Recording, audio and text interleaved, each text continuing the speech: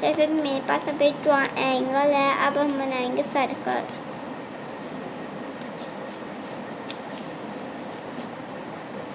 नहीं, स्क्वायर।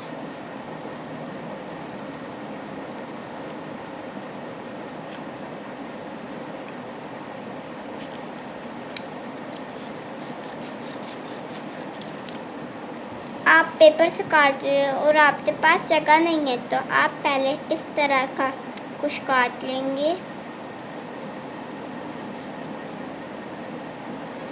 फिर आप लंबा सा कुछ काटेंगे, अच्छे से यूं कर लेंगे।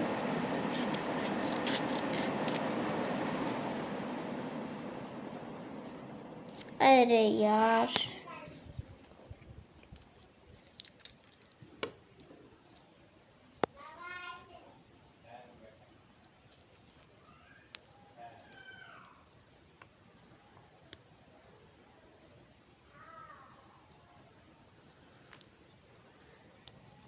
गाइस लाइट चली गई है, चलो कहीं और चलते हैं। बैठ चलो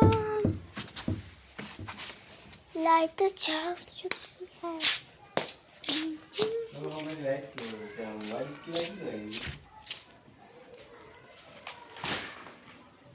गाइस लाइट जग चुकी है।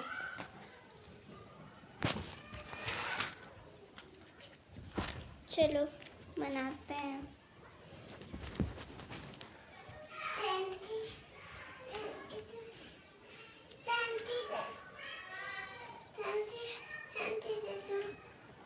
शांति दे दो।